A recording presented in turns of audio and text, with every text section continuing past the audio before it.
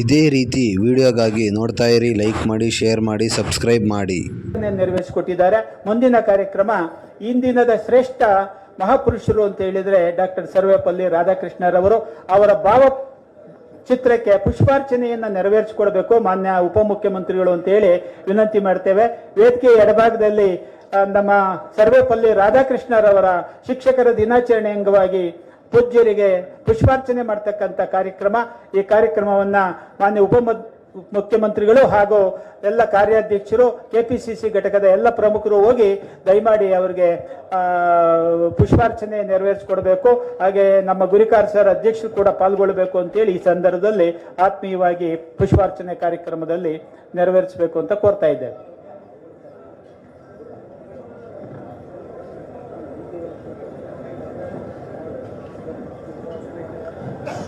ಪುಷ್ಪಾರ್ಚನೆ ಕಾರ್ಯಕ್ರಮವನ್ನ ನೆರವೇರಿಸಿಕೊಟ್ಟಂತ ಸರ್ವರಿಗೂ ಮಾನ್ಯ ಉಪಮುಖ್ಯಮಂತ್ರಿಗಳಾದ ಡಿ.ಕೆ. ಶಿವಕುಮಾರ್ ಸರ್ ಅವರಿಗೂ ಕೂಡ ಅನಂತ ಧನ್ಯವಾದಗಳನ್ನು ಸಲ್ಲಿಸ್ತಾ, ಇವತ್ತು ಇಡೀ ನಾಡಿನ ಶಿಕ್ಷಕ ಬಂಧುಗಳು ಚಂದ್ರಶೇಖರ್ ಸರ್ ಅವರು ಕೂಡ ಆ ಕಾರ್ಯಕ್ರಮದಲ್ಲಿ ಪಾಲ್ಗೊಂಡಿದ್ದಾರೆ.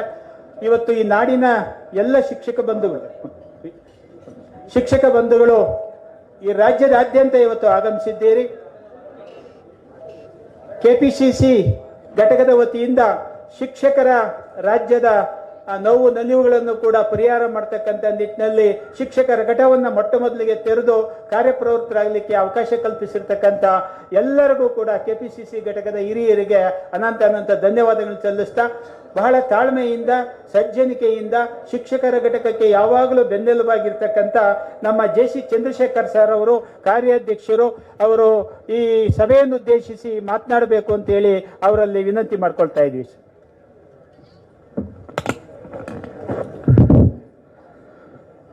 ಎಲ್ಲರಿಗೂ ನಮಸ್ಕಾರ. ಇದು ಎರಡನೇ ವರ್ಷ ದರ್ಶನ್ ಕಾಂಗ್ರೆಸ್ ಪಕ್ಷದ ಮುಖ್ಯ ಕಚೇರಿನಲ್ಲಿ ಈ ಒಂದು ಶಿಕ್ಷಕರನ್ನು ಕರೆದು ಗೌರವಿಸುವಂಥ ಕೆಲಸ ಇದು ಎರಡನೇ ವರ್ಷ ನಮ್ಮ ಗುರಿಕಾರ ಅವರು ಮಾಡ್ತಾ ಇದ್ದಾರೆ.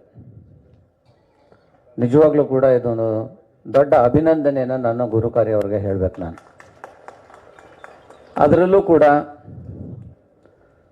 ಸನ್ಮಾನ್ಯ ನಮ್ಮ ಕೆಪಿಸಿಸಿ ಅಧ್ಯಕ್ಷರು, ಸರ್ಕಾರದ ಉಪಮುಖ್ಯಮಂತ್ರಿಗಳಾದಂಥ ಡಿ.ಕೆ. ಶಿವಕುಮಾರ್ ಅವರು ಇದಕ್ಕೆ ಮುಖ್ಯ ಕಾರಣ ಅಂತ ಅಂದರೆ ನೀವು ಹೆಚ್ಚಿನ ಅಭಿನಂದನೆಯನ್ನು ಡಿ.ಕೆ. ಶಿವಕುಮಾರ್ ಅವರಿಗೆ ಸಲ್ಲಿಸಬೇಕು ಅಂತ ಹೇಳ್ತೀವಿ. ಇದು ಅವರು ಕೊಟ್ಟಂಥ ಒಂದು ಕಾನ್ಸೆಪ್ಟ್. ಎಲ್ಲೆಲ್ಲಿ ಯಾರ್ಯಾರನ್ನ ನಾವು ಸರಿಯಾಗಿ ಗುರುತಿಸಿಲ್ಲ ಇಲ್ಲಿ ತನಕ ಅಂಥವ್ರನ್ನ ಕೆಪಿಸಿಸಿನಲ್ಲಿ ಒಂದು ಕರ್ನಾಟಕ ಪ್ರದೇಶ ಕಾಂಗ್ರೆಸ್ ಕಮಿಟಿ ಅಂತಂದ್ರೆ ನಿಮ್ಮ ಭಾವನೆಯಲ್ಲಿ ಏನೋ ಇರುತ್ತೆ.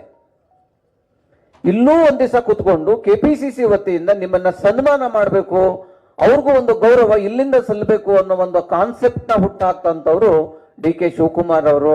ಅದರಿಂದ ಅವರೆಲ್ಲರಿಗೂ ಕೂಡ ನಿಮ್ಮೆಲ್ಲರ ಒಂದು ಚಪ್ಪಾಳೆ ಮುಖಾಂತರ ಅದನ್ನ ಹೇಳಬೇಕು ಅಂತ ನಾನು ಇಷ್ಟಪಡ್ತೇನೆ.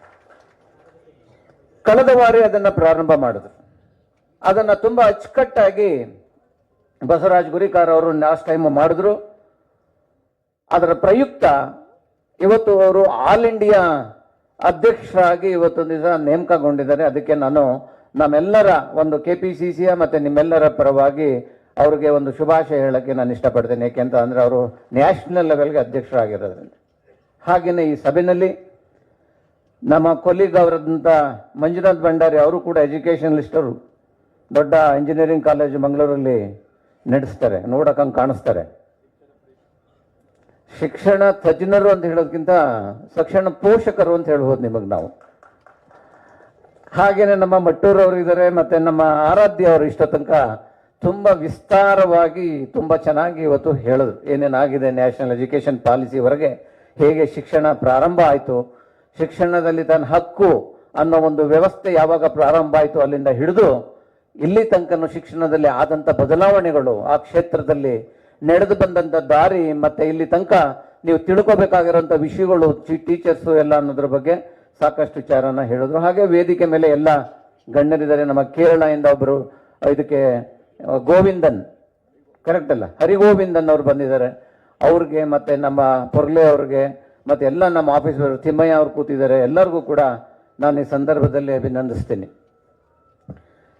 ನಿಮಗೆ ಇಷ್ಟ ತನಕ ಎಲ್ಲರೂ ಭಾಷಣ ಮಾಡಿ ಎಲ್ಲ ವಿಚಾರಗಳು ಕೇಳಿದ್ರೆ ಕೆಲವರಿಗೆ ಕೆಲವ್ರ ಥರ ಭಾಷಣಗಳು ಇಷ್ಟ ಆಗ್ತವೆ, ಕೆಲವರಿಗೆ ಕೆಲವು ಭಾಷಣಗಳು ಏನಪ್ಪಾ ಇದು ಬೋರ್ ಅನ್ನಿಸಿದ್ರೆ, ಕೆಲವು ತಿಳ್ಕೋಬೇಕು ಅಂತ ಅನ್ನೋರಿಗೆ ಈ ಆರಾಧ್ಯ ಅವ್ರದ್ದು ತುಂಬ ಅದನ್ನು ತಿಳ್ಕೊಂಡ್ರೆ ನಿಜವಾಗ್ಲೂ ತಿಳ್ಕೊಳ್ಳೇಬೇಕು ಅನ್ನಂಗಿದ್ರೆ ಅವ್ರದ್ದು ನಿಜವಾಗ್ಲೂ ಅವರು ದುಡ್ಡು ಕೊಟ್ಟರು ಕೂಡ ಅಂಥವ್ರು ನಮಗೆ ವಿಚಾರ ತಿಳಿಸೋದು ಕಷ್ಟ. ಯಾರನ್ನು ಬಂದು ಅಂಥದ್ರಲ್ಲಿ ಬಂದು ಪ್ರತಿ ಬಾರಿನೂ ಕರೆದಾಗೆಲ್ಲ ಬಂದು ಅವರ ಒಂದು ಅನಿಸಿಕೆಗಳು ಏನಿದೆ ಇವತ್ತು ಪ್ರಾಕ್ಟಿಕಲ್ ಆಗಿ ಶಿಕ್ಷಣ ಕ್ಷೇತ್ರದಲ್ಲಿ ಎದುರಿಸ್ತಾ ಇರುವಂಥ ಸಮಸ್ಯೆಗಳು ಏನು ಅನ್ನೋದ್ರ ಬಗ್ಗೆ ಅವರು ವಿಸ್ತಾರವಾಗಿ ಅವಾಗ ಹೇಳ್ತಾ ಇರ್ತಾರೆ.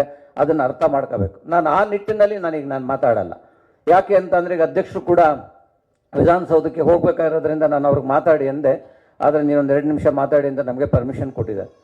ನೀವೆಲ್ಲ ಸಾಕಷ್ಟು ಭಾಗಗಳಿಂದ ಇಲ್ಲಿ ಬಂದಿದ್ದೀರಿ, ಶಿಕ್ಷಣ ಕ್ಷೇತ್ರದಲ್ಲಿ ಕೆಲಸ ಮಾಡ್ತಾ ಎಷ್ಟೋ ಜನ ವಿದ್ಯಾರ್ಥಿಗಳನ್ನ ತಯಾರು ಮಾಡಿರುವಂಥ ಗುರುಗಳು ಇವತ್ತು ದಿವಸ ನೀವು ಇಲ್ಲಿ ಬಂದಿದ್ದೀರಿ.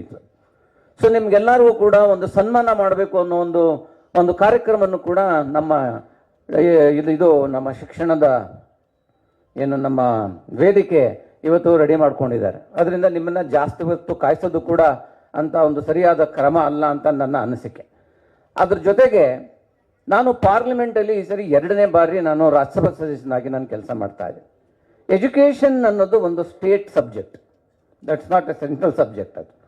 ಸೊ ಆದರೆ ಇವತ್ತೊಂದು ದಿವಸ ಈ ಸರ್ಕಾರ, ಕೇಂದ್ರ ಸರ್ಕಾರ ರಾಜ್ಯ ಸರ್ಕಾರದ ಅಧೀನದಲ್ಲಿ ಅಂದ್ರೆ ಅದರ ಒಂದು ಮಿತಿನಲ್ಲಿ ಇರುವಂತ ಎಲ್ಲಾ ಅಧಿಕಾರನು ಕೂಡ ಕೇಂದ್ರ ಸರ್ಕಾರ ಕಿತ್ಕೊಳ್ಳುವಂತ ಒಂದು ಪರಿಸ್ಥಿತಿ ಇವತ್ತು ನಿರ್ಮಾಣ ಆಗೋಗಿದೆ. ಯಾವ ಅಧಿಕಾರನು ಕೂಡ, ಯಾವ ಸ್ವಾತಂತ್ರ್ಯನು ಕೂಡ ಈ ಒಕ್ಕೂಟ ವ್ಯವಸ್ಥೆನಲ್ಲಿ ಒಂದನ್ನು ಬಿಡದಂಗೆ ಪ್ರತಿಯೊಂದನ್ನು ಕೂಡ ಕೇಂದ್ರ ಸರ್ಕಾರ ತನ್ನ ನೀತಿಯಾಗಿ ಬದಲಾಯಿಸಿಕೊಂಡು ಅದನ್ನ ರಾಜ್ಯಗಳ ಮೇಲೆ ಹೇರುವಂತ ಪ್ರವೃತ್ತಿ ಇವತ್ತೊಂದು ದಿವಸ ಪ್ರಾರಂಭ ಆಗಿದೆ. ನಾವು ಇಷ್ಟು ದಿವಸ ಪಾರ್ಲಿಮೆಂಟ್ ಅಲ್ಲಿ ಕುತ್ಕೊಂಡು ನಾವು ಕೆಲಸ ಮಾಡ್ತಾ ಇದ್ವಿ. ಯಾವ ವಿಚಾರಗಳನ್ನು ಕೂಡ ವಿಸ್ತೃತವಾಗಿ ಚರ್ಚೆನೆ ನಡೆಯೋದಿಲ್ಲ, ಚರ್ಚೆ ನಡೆಯೋದಕ್ಕೆ ಅವಕಾಶ ಮಾಡಿಕೊಡೋದಿಲ್ಲ. ಏಕಾಏಕಿ ಬಿಲ್ಗಳು ಬರ್ತವೆ, ಒಂದೊಂದು ದಿವಸ 10-12 ಬಿಲ್ಗಳು ಪ್ರಾರಂಭ ಮಾಡಿ ಅದನ್ನ ಮುಗಿಸ್ಬಿಟ್ಟು ಪಾಸ್ ಮಾಡ್ಕೊಂಡು ಹೋಗ್ತಾರೆ. ಅಂದ್ರೆ ಅಲ್ಲಿ ಎಲ್ಲೋ ಒಂದ್ ಕಡೆ ನಮ್ಮ ಸ್ವಾತಂತ್ರ್ಯ ಬಂದ ನಂತರ ವಾಕ್ ಸ್ವಾತಂತ್ರ್ಯಕ್ಕೆ ಇವತ್ತು ಒಂದು ಹಕ್ಕಿದೆ ಸಂವಿಧಾನದಲ್ಲಿ, ಆ ಸಂವಿಧಾನನ ವಿರೋಧ ಮಾಡಿ ಅಲ್ಲಿರುವಂತ ಶಾಸಕರಿಗೆ ಅವಕಾಶ ಕೊಡದನೆ ಇವತ್ತೊಂದು ದಿವಸ ಸಂವಿಧಾನನ ಇದನ್ನ ಮಾಡಿ ಉಲ್ಲಂಘನೆ ಮಾಡಿ ಇವತ್ತು ಬಿಲ್ಗಳನ್ನ ಪಾಸ್ ಮಾಡೋದ್ರ ಮುಖಾಂತರ ಇವತ್ತು NEP ಅಂತ ಒಂದು ಎಜುಕೇಶನ್ ಪಾಲಿಸಿಗಳನ್ನ ತರುವಂತ ಒಂದು ವ್ಯವಸ್ಥೆ ಸ್ಟಾರ್ಟ್ ಆಗಿದೆ. ನಾನೊಂದು ಉದಾಹರಣೆ ಹೇಳ್ತೀನಿ. ಎಜುಕೇಶನ್ ಸಿಸ್ಟಮ್ ಅನ್ನೋದು ಎಷ್ಟು ಇಂಪಾರ್ಟೆಂಟ್ ಅಂತ ಅನ್ನೋದಕ್ಕೆ ನಾನೊಂದು ಒಂದೇ ಒಂದು ಸಣ್ಣ, ಯಾಕೆಂತಂದ್ರೆ ನಾನು ತುಂಬಾ ಥಿಯರಿಟಿಕಲ್ ಈಗ ಹೋಗಲ್ಲ, ಪ್ರಾಕ್ಟಿಕಲ್ ಆಗಿ ಹೇಳಬೇಕು ಅಂತ ಅಂದ್ರೆ ಹಿಂದಿನಿಂದನೂ ಕೂಡ ಈ ಎಜುಕೇಶನ್ ಸಿಸ್ಟಮ್ ಎಷ್ಟು ಮಟ್ಟಿಗೆ ಇಂಪಾರ್ಟೆಂಟ್ ಅನ್ನೋದಕ್ಕೆ ನಾನು ಹೇಳ್ತೀನಿ. ಒಬ್ಬ ರಾಜ ಇರ್ತಾನೆ, ಆ ರಾಜ ತನ್ನ ಆಸ್ಥಾನದಲ್ಲಿ ಎಲ್ಲಾ ಮಂತ್ರಿಗಳೆಲ್ಲನ್ನು ಕೂರಿಸ್ಕೊಂಡು ಒಂದ್ ದಿವಸಕ್ಕೆ ಹೇಳ್ತಾನೆ, ನಮ್ಮ ರಾಜ್ಯನ ಬಲಿಷ್ಠವಾಗಿ ಕಟ್ಟಬೇಕು ಅಂತ ಅಂದ್ರೆ ನಮ್ಗೆ ಯಾರ್ಯಾರು ಮುಖ್ಯ ಅಂತ ಕೇಳ್ತಾರೆ. ಹಂಗಂತ ಕೇಳಿದಾಗ ಒಬ್ಬ ಮಂತ್ರಿ ಹೇಳ್ತಾನೆ, ಸರ್ ನಮ್ಗೆಲ್ಲ ಇಂಜಿನಿಯರ್ಸ್ ಬಹಳ ಮುಖ್ಯ ಆಗ್ತಾರೆ. ಯಾಕೆ ಅಂತಂದ್ರೆ ಎಲ್ಲ ನಮ್ಮ ಇನ್ಫ್ರಾಸ್ಟ್ರಕ್ಚರ್ನ ರೆಡಿ ಮಾಡಬೇಕು ಅಂತಂದ್ರೆ, ಬಿಲ್ಡಿಂಗ್ ಕಟ್ಟಬೇಕು, ರಸ್ತೆ ಮಾಡಬೇಕು, ಪ್ರತಿಯೊಂದಕ್ಕೂ ಕೂಡ ಇಂಜಿನಿಯರ್ಸ್ ಬಹಳ ಮುಖ್ಯ ಆಗ್ತಾರೆ, ಇಂಜಿನಿಯರ್ಸ್ ಬಹಳ ಮುಖ್ಯ ಸರ್. ಅವರು ಹೇಳ್ತಾರೆ, ಪ್ರಧಾನಮಂತ್ರಿಗೆ ಹೇಳ್ತಾರೆ, ನೋಡಪ್ಪ ಈಗ ಇಮಿಡಿಯೇಟ್ ಆಗಿ ನೀವು ಎಲ್ಲ ಇಂಜಿನಿಯರ್ಸ್ ಯಾರು ಬೆಸ್ಟ್ ಇಂಜಿನಿಯರ್ಸ್ ಇರ್ತಾರೆ ಅವ್ರನ್ನ ಕರೆದು ಬಿಡಿ, ಅವ್ರನ್ನ ಸನ್ಮಾನ ಮಾಡಿಬಿಡೋಣ. ಇನ್ನೊಬ್ರು ಮಂತ್ರಿ ಎದ್ದು ನಿಂತ್ಕೋತಾರೆ, ಅವ್ರು ಹೇಳ್ತಾರೆ, sir health is most important, ಆರೋಗ್ಯ ಅನ್ನೋದು ಬಹಳ ಇಂಪಾರ್ಟೆಂಟ್ ಆಗುತ್ತೆ, ಈ ಆರೋಗ್ಯ ಇಲ್ಲದೆ ಇದ್ರೆ ಬಹಳ ಕಷ್ಟ, ಅದರಿಂದ doctors R most important sir, doctor ತುಂಬಾ ಬೇಕೇ ಬೇಕಾಗತ್ತೆ ನಮ್ಗೆ. ಅಂದ್ರೆ ಕರೆಕ್ಟ್ ನೀವು ಹೇಳ್ತಾ ಇರೋದು.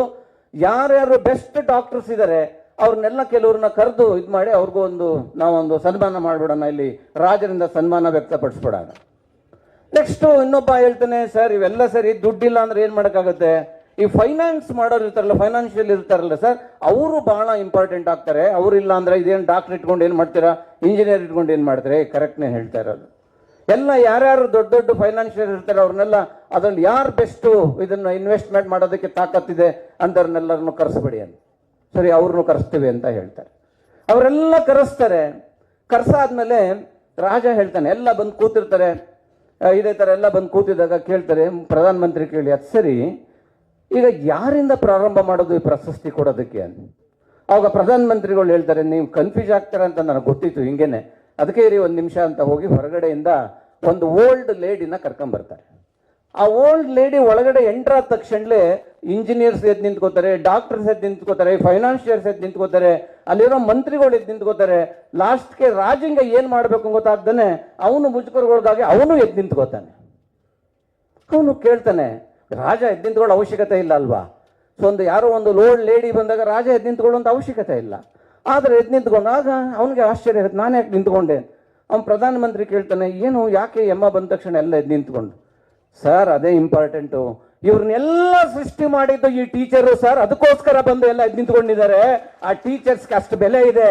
ಎಜುಕೇಶನ್ ಸಿಸ್ಟಮ್ ಅನ್ನೋದು ಅಷ್ಟು ಇಂಪಾರ್ಟೆಂಟು.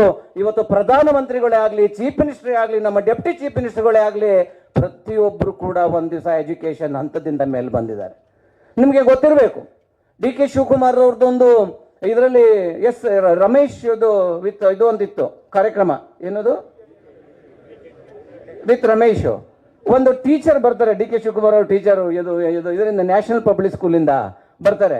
ಅವರು ಶಿವಕುಮಾರ್ ಅವ್ರ ಬಗ್ಗೆ ಹೇಳ್ತಾರೆ, ಹೇಗಿತ್ತು ಇದ್ರು ಸ್ಟೂಡೆಂಟು, ಇವತ್ತು ನನಗೆ ಎಷ್ಟು ಹೆಮ್ಮೆ ಆಗ್ತಾ ಇದೆ ಇವತ್ತು ದಿವಸ ಹಂತಕ್ಕೆ ಬಂದಿರೋದ್ರಿಂದ ಶಿವಕುಮಾರ್ ಅಂತ ಅಂದ್ಬಿಟ್ಟು ಆ ಟೀಚರ್ ಹೇಳಿದಾಗ ಎಮೋಷನಲ್ಲಿ ಡಿ ಕೆ ಶಿವಕುಮಾರ್ ಟಚ್ ಆಗ್ತದೆ ಅವ್ರಿಗೆ.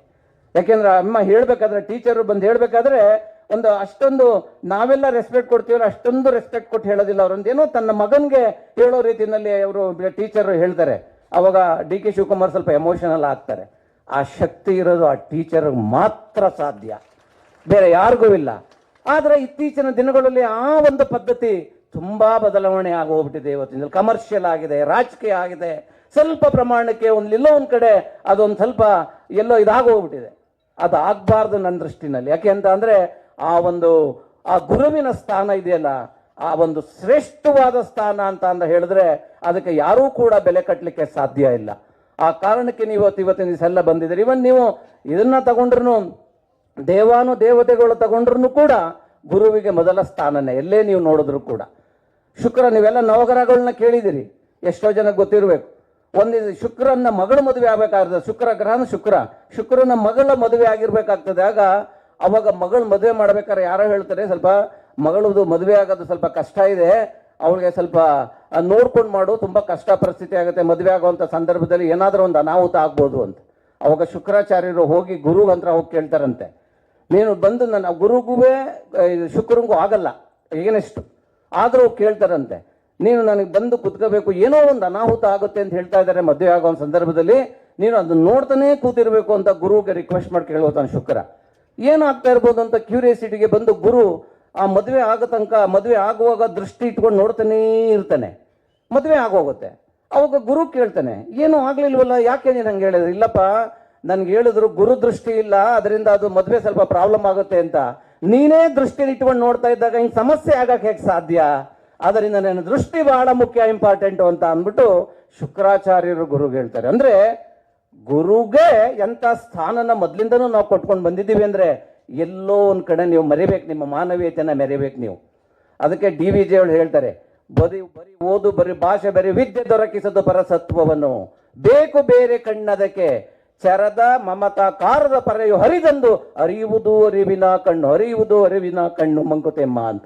ಅಂದ್ರೆ ನೀವು ವಿದ್ಯೆ, ಬುದ್ಧಿ, ಶ್ರದ್ಧೆ ಎಲ್ಲ ಇರ್ಬೋದು ನಿಮ್ಗೆ, ಆದರೆ ಅದು ಇದೇ ಅನ್ನೋ ದುರಹಂಕಾರ ಮತ್ತೆ ಮಾನವೀಯತೆ ಇಲ್ಲ ಅಂತ ಅಂದ್ರೆ ಅದಕ್ಕೆ ಮುಕ್ತಿ ಸಿಗಲ್ಲ. ಅದು ಸರಿಯಾದ ವಿದ್ಯೆ ಆಗಕ್ಕೆ ಸಾಧ್ಯ ಇಲ್ಲ.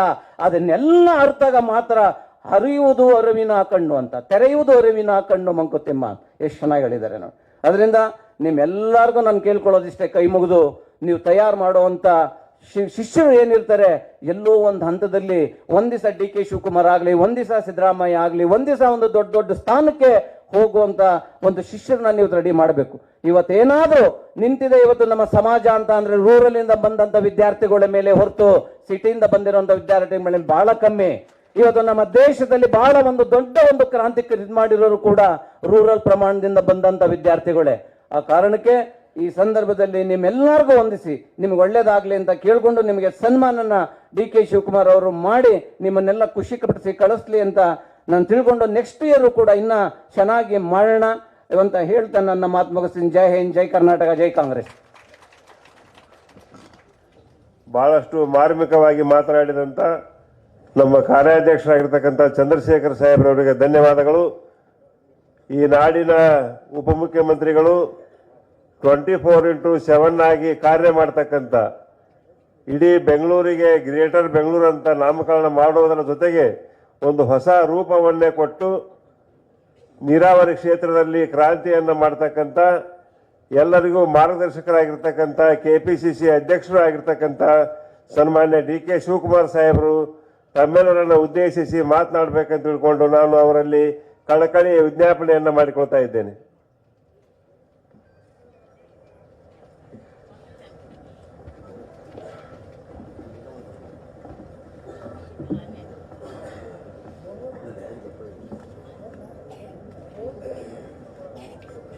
ಎಲ್ಲರಿಗೂ ನಮಸ್ಕಾರ.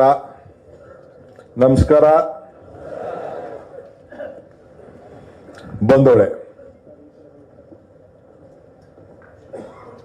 ವೇದಿಕೆಯಿರುವಂತ ಎಲ್ಲ ಗೌರವಾನ್ವಿತ,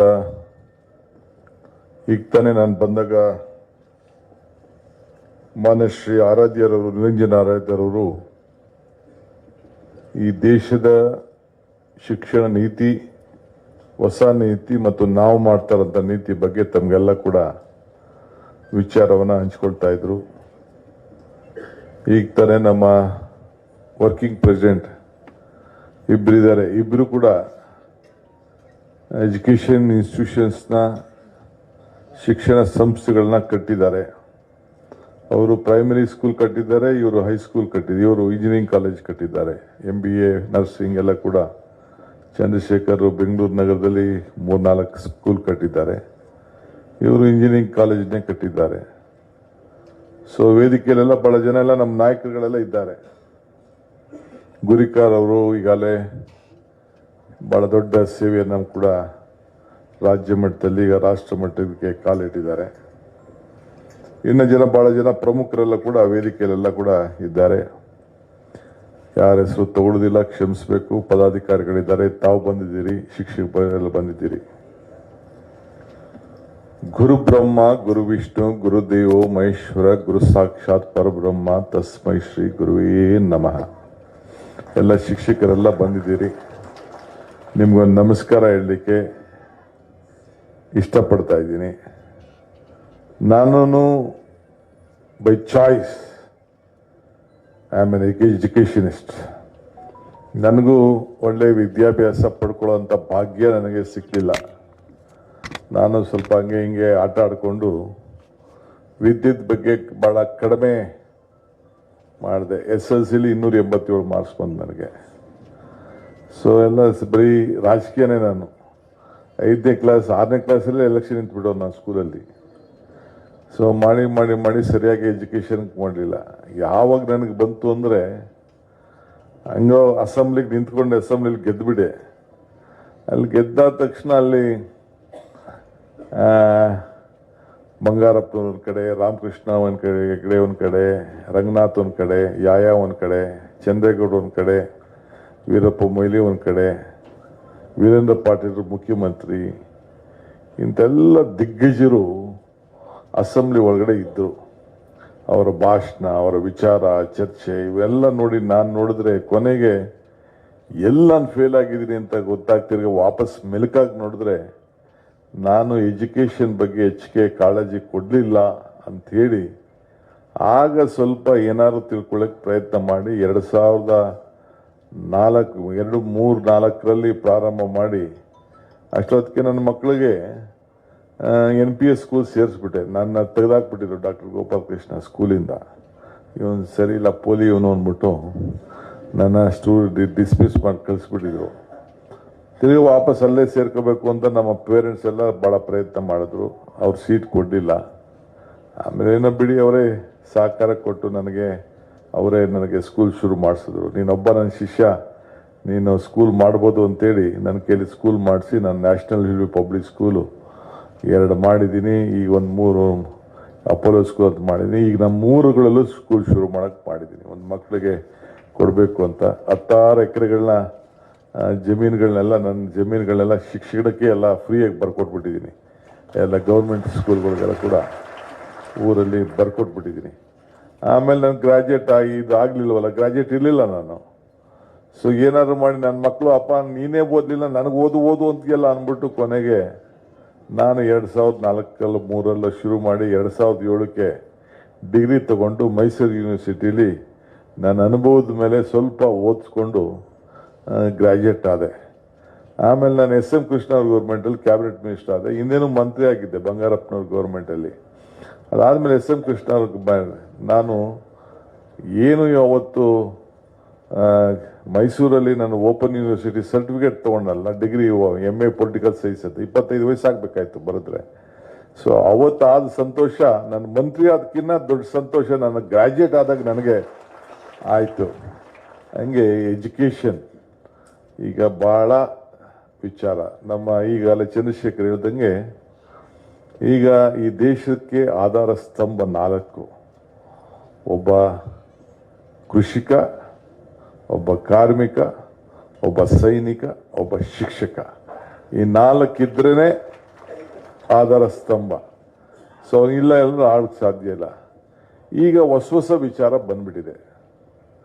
ಮೊದಲು ನಮ್ಮ ಕಾಲದಲ್ಲಿ ಕಷ್ಟಪಟ್ಟು ಓದಿಸಿ ಬರ್ಸಿ ಪೆನ್ನು ಗುಣ್ಕಾರ ಲೆಕ್ಕಾಕಾರ ಹಾಕಿ 2 2 4 4 2 8 ಅಂತ ಎಲ್ಲ ಏನೇನೋ ಬರ್ಸ್ತಾ ಇದ್ರು. ಈಗೆಲ್ಲ ಕಂಪ್ಯೂಟರ್ ಇದನ್ನು ಬಂದ್ಬಿಡ್ತು. ಆಗ ಕ್ಯಾಲ್ಕುಲೇಟರ್ಗಳು ಬಂದ್ಬಿಟ್ಟು, ನಮ್ಮ ಕಾಲಕ್ಕೆ ಕ್ಯಾಲ್ಕುಲೇಟ್ರು. ತಿರ್ಗಾ ನಾವು ಬಿಡ್ತಿದ್ದಂಗೆ ಈಗ ಕಂಪ್ಯೂಟರ್ ಬಂದ್ಬಿಡ್ತು. ಕಂಪ್ಯೂಟರ್ ಬಂದ್ಬಿಟ್ಟು ತಿರ್ಗಾ ಈಗ ಟೀಚರ್ಗಳು ನೀವೇನಾದ್ರು ತಪ್ಪು ಹೇಳಿದ್ರೆ ಈಗ ಫೋನಲ್ಲೇ ಇಂಟರ್ನೆಟ್ ಮತ್ತೊಂದೆಲ್ಲ ಫೋನಲ್ಲೇ ಕೂತ್ಕೊಂಡು ಹಾಕೊಂಡು ಇನ್ಫಾರ್ಮೇಶನ್ ಎಲ್ಲ ಫೋನಲ್ಲೇ ಬಂದ್ಬಿಡ್ತದೆ. ನೀವೇನಾದ್ರು ಸುಳ್ಳು ಹೇಳ್ಬಿಟ್ಟು ಪಾಠ ಗೀಟ ಹೇಳಿದ್ರೆ ನೀನು ಹುಡುಗರುಗಳೇ ಎದ್ದು ನಿಂತ್ಕೊಂಡು ಹಂಗಲ್ಲನೇ ಹಿಂಗೆ ಅಂತ ಅಂದ್ಬಿಟ್ಟು ನಿಮಗೆ ಪಾಠ ಹೇಳೋ ಕಾಲ ಬಂದ್ಬಿಟ್ಟಿದೆ. ಈಗ ಹೊಸ್ದಾಗಿ ಬಂದಿದೆ ಆರ್ಟಿಫಿಷಿಯಲ್ ಇಂಟೆಲಿಜೆನ್ಸು. ಅದು ಇನ್ನೂ ಮುಂದಕ್ಕೆ ಟೇಕ್ ಓವರ್ ಆಗಿದೆ. ನೆಕ್ಸ್ಟ್ ಇನ್ನೆಷ್ಟು ಉದ್ಯೋಗಗಳು ಸೃಷ್ಟಿ ಆಗ್ತದೆ. ನಿನ್ನೆ ನಾನು ಗ್ರೇಟರ್ ಬೆಂಗಳೂರು ಅಥಾರಿಟಿ ಫಂಕ್ಷನ್ಗೆ ಹೋಗಿದ್ದೆ. ಅಲ್ಲಿ ನಾನು ಭಾಷಣನೇ ಮಾಡಿಲ್ಲ. ನಮ್ಮ ಆಫೀಸರ್ಗಳೆಲ್ಲ ನಾನೆಲ್ಲೋ ಭಾಷಣ ಮಾಡಿ ನಾನು ಮಾತಾಡೋದನ್ನ ನನಗೆ ತೋರಿಸ್ಬಿಟ್ಟು ನಾನೇ ದಂಗ್ ಹೊಡೆದ ಎಲ್ಲೇ ನಾನು ಮಾತಾಡಿದ್ದೀನಿ ಅಂತ. ಹಂಗೆ ಯಾವುದಾದ್ರು ಮ್ಯಾಚ್ ಮಿಕ್ಸ್ ಮಾಡ್ಬಿಟ್ಟು ಇವತ್ತು ಹೊಡಿತಾ ಇದ್ದಾರೆ. ಈಗ ನೀವೆಲ್ಲ ಶಿಕ್ಷಕರಿದ್ದೀರಿ. ಈಗ ಇರೋದ್ರಲ್ಲಿ ಸ್ವಲ್ಪ ಹಿಂದೆ ವೀರಪ್ಪ ಮೊಯ್ಲಿ ಅವ್ರ ಕಾಲ ಬಂದ ಮೇಲೆ ತಿರ್ಗಾ ಮುಂದಕ್ಕೆ ಬೆಳೆದ ಮೇಲೆ ಈ ಕ್ವಾಲಿಟಿ ಆಫ್ ಎಜುಕೇಷನ್ ಮೊದಲು DLRC ಅಂತಿತ್ತು. ಆಗೆಲ್ಲ ಲಂಚ ಪಂಚ ಕೊಟ್ಬಿಟ್ಟು ಸೇರ್ಕೊಬಿಡ್ತಿತ್ತು. ಈಗಿಲ್ಲ. ಈಗೆಲ್ಲ ಕ್ವಾಲಿಟಿ ಈಗಿರೋಂಥ ಯಾರೇ ಶಿಕ್ಷಕರು ಸೇರಿದ್ರೆ ಕೂಡ ಈಗ ಸ್ವಲ್ಪ ಕ್ವಾಲಿಟಿ ಕೂಡ ಈಗ ರೈಸ್ ಆಗಿದೆ. ಈಗ ಎಲ್ಲ ಗ್ರಾಜ್ಯುಯೇಟ್ಗಳು ಗ್ರಾಮೀಣ ಪ್ರದೇಶದಲ್ಲಿರೋರು 50% ಹೆಣ್ಮಕ್ಳೇ ಈಗಿದ್ದಾರೆ. ಎಲ್ಲ ಕೂಡ ಒಳ್ಳೆ ಇದ್ದಾರೆ, ಒಳ್ಳೆ ಪ್ರೊಫೆಷನ್ ತೆಗೆದುಕೊಳ್ತಾ ಇದ್ದಾರೆ. ಭಾಳ ಇರೋದ್ರಲ್ಲಿ ಭಾಳ ಶಿಸ್ತಿನಿಂದ ಎಜುಕೇಷನ್ ಮಾಡ್ತಾ ಇದ್ದಾರೆ. ಬಟ್ ಹಿಂದೆ ಹಂಗಿರ್ಲಿಲ್ಲ. ಈಗ ನನಗೂ ಕೂಡ ನಾನು ಸ್ಕೂಲ್ ಇದ್ದಾಗ ನಮ್ಮ ಗೋಪಾಲ್ ಕೃಷ್ಣ NPS ಅವರು ನನಗೂ ದೊಣ್ಣೆಯಲ್ಲಿ ಹಾಕೊಂಡು ಬಡಿತಾ ಇದ್ರು, ಕಿವಿ ಇಡ್ತಾ ಇದ್ರು. ಆ ಕಲ್ಲ ಇಟ್ಕೊಂಡ್ಬಿಟ್ಟಿದೆ, ಕಿವಿಲಿ 2 ಕಲ್ಲು ಇಟ್ಬಿಟ್ಟು ಹಿಂಗೆ ಇಡ್ತಾ ಇದ್ರು. ನನ್ಗೆ ಪ್ರಾಣ ಹೋದಂಗೆ ಆಗೋದು. ನೀ ಇದನ್ನ ಈ ಮಂಡಿಲಿ ನೀಲ್ ಡೌನ್ ಮಾಡ್ತಾ ಇದ್ರು. ಈಗ ಕಾಲ ಎಲ್ಲ ಹೊಂಟೋಯ್ತು. ಚಂದ್ರಶೇಖರ್ ಈಗ ನೋ ಮ್ಯಾನ್ ಎಲ್ಲ ಬೈಯಂಗೂ ಇಲ್ಲ. ಹಿಂದೆ ಎಲ್ಲ ತ್ರೇತದೊಳ್ ಗುರುವು ಶಿಷ್ಯಂಗೆ ಜಂಗಿಸಿ ವಿದ್ಯೆ ಕಲಿಸಿ ಮಹಾಪ್ರಸಾದವೆಂದ. ದ್ವಾಪರದೊಳ್ ಗುರು ಶಿಷ್ಯಂಗೆ ದಂಡಿಸಿ ವಿದ್ಯೆ ಕಲಿಸಿ ಮಹಾಪ್ರಸಾದವೆಂದ. ಆದ್ರೆ ಕಲಿಯುಗದೊಳ್ ಗುರುವು ಶಿಷ್ಯಂಗೆ ವಂದಿಸಿ ವಿದ್ಯೆ ಕಲಿಸಿ ಮಹಾಪ್ರಸಾದವೆಂದ. ಹಾಗೆ ಇಟ್ಕೊಂಡು ಚೆನ್ನಾಗಿ ಜಜ್ಜ ಇದಂತೆ ತೀರ್ಥ ಕಾಲದಲ್ಲಿ ಕಲಿ ಕಲಿ ಕಲಿ ಅಂತ ಇಟ್ಕೊಂಡು ಹೊಡಿತಾ ಇದ್ರಂತೆ ಆರಾಧ್ಯರೆ ಆ ಕಾಲದಲ್ಲಿ. ಆಮೇಲೆ ದ್ವಾಪರ ಕಾಲದಲ್ಲಿ ಸ್ವಲ್ಪ ವಂದಿಸ್ತಿದ್ರಂತೆ, ಕಲ್ತ್ಕೊಳ್ಳೋ ನನಗೆ ಈಗ ಕೊಡ್ತಾ ಬಂತ ಹೇಳ್ತೀವಿ.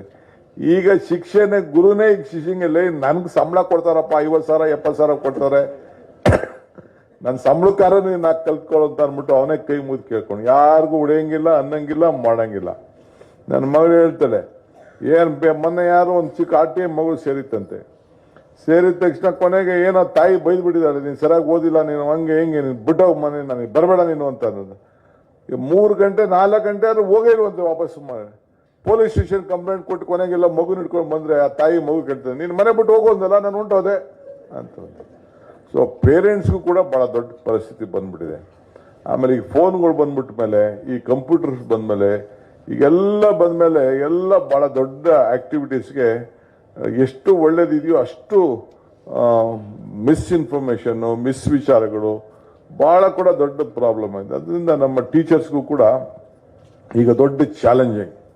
ಬಟ್ ಕರ್ನಾಟಕದಲ್ಲಿ ಮತ್ತು ಸೌತ್ ಇಂಡಿಯಾಲಿ ವಿಶೇಷವಾಗಿ ಕೇರಳ ಇರ್ಬೋದು, ತಮಿಳುನಾಡು ಇರ್ಬೋದು, ಕರ್ನಾಟಕ ಇರ್ಬೋದು, ಸ್ವಲ್ಪ ಆಂಧ್ರ, ಹಳೆ ಆಂಧ್ರ ಎಲ್ಲ ಸೇರಿ ನಮ್ಮಲ್ಲಿ ಇರೋಂಥ ಕ್ವಾಲಿಟಿ ಎಜುಕೇಷನ್ ಇರತ್ತಲ್ಲಿ ಸ್ವಲ್ಪ ಪರವಾಗಿದೆ.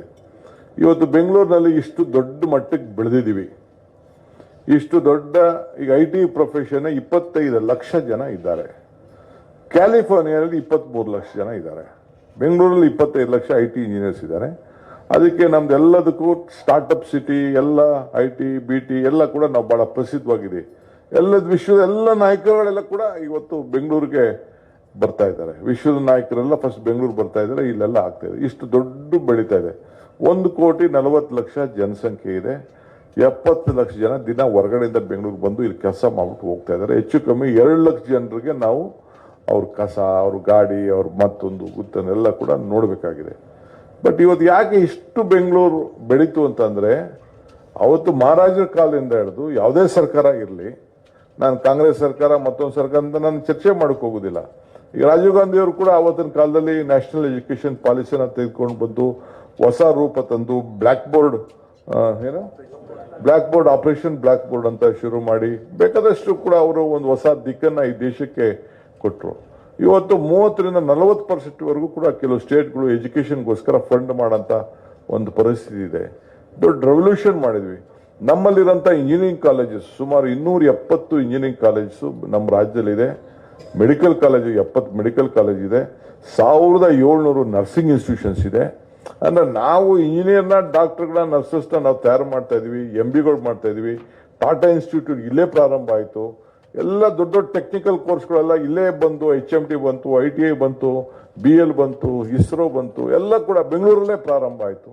ಅಂದ್ರೆ ನಮ್ಮ ಹಿರಿಯರು ಈ ರಾಜ್ಯಕ್ಕೆ ಕೊಟ್ಟಂತ ಒಂದು ದೊಡ್ಡ ಕೊಡುಗೆ ಇದೆಯಲ್ಲ, ಇಡೀ ದೇಶ ಒಂದೇ ಅಲ್ಲ, ಇಡೀ ಪ್ರಪಂಚ ಭಾರತವನ್ನ ಕರ್ನಾಟಕದ ಮುಖಾಂತರ ನೋಡ್ತಾ ಇದೆ. ಇದಕ್ಕೆ ನಮ್ಮ ಶಿಕ್ಷಕರ ಕಾರಣ ಅಂತ ಹೇಳಲಿಕ್ಕೆ ನನಗೆ ಈಗ ನಾವು CV ರಾಮನ್ ನಗರ ರೋಡ್ ಅಂತ ಹೇಳ್ತೀವಿ, CV ರಾಮನ್ ಬಗ್ಗೆ ಮಾತಾಡ್ತೀವಿ. ಸರ್ವಪಳ್ಳಿ ರಾಧಾಕೃಷ್ಣ ಅವ್ರಿಗೂ ಮೈಸೂರು ತಾನೇ ಅವ್ರಿಗೂ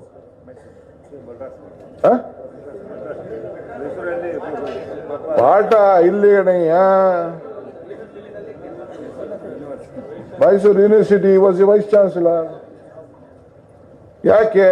ಇಲ್ಲಿ ಫೌಂಡೇಶನ್ ಚೆನ್ನಾಗಿತ್ತು ಅಂತ. ಅವತ್ತೊಂದು ಮಹಾರಾಜರ ಕಾಲದಿಂದ ಹಿಡಿದು ಕೂಡ ಇದನ್ನ ಶಿಕ್ಷಣಕ್ಕೆ ಒಂದು ಹೊಸ ರೂಪವನ್ನು ಕೊಟ್ಟರು ಅನ್ನೋ ದೃಷ್ಟಿಯಿಂದ ಇವತ್ತು ಈ ದೇಶದ ಒಬ್ಬ ರಾಷ್ಟ್ರಪತಿಯಾಗಿ ಸರ್ವಪಲ್ಲಿ ರಾಧಾಕೃಷ್ಣರವ್ರನ್ನ ಇವತ್ತು ನಾವು ನೆನೆಸ್ಕೊಂಡು ಅವರ ಹುಟ್ಟಿದ ಹಬ್ಬವನ್ನ ದಿನಾಚರಣೆ ಮಾಡ್ತಾ ಇದ್ದೀವಿ ಅಂತ ಅಂದ್ರೆ ಇದೇ ನಮ್ಮ ಈ ದೇಶಕ್ಕೆ ಕೊಟ್ಟಂತ ಶಿಕ್ಷಕರ ಒಂದು ಕೊಡುಗೆ. ಜವಾಹರ್ಲಾಲ್ ನೆಹರು ಕೂಡ ಅವತ್ತಿನ ಕಾಲದಲ್ಲಿ ಈ ಶಿಕ್ಷಣಕ್ಕೆ ಹೊಸ ಅಡಿಪಾಯವನ್ನ ಇವತ್ತು ಹಾಕಿ ಕೊಟ್ಟಿದ್ದಾರೆ. ಸೊ ಹಂಗೆ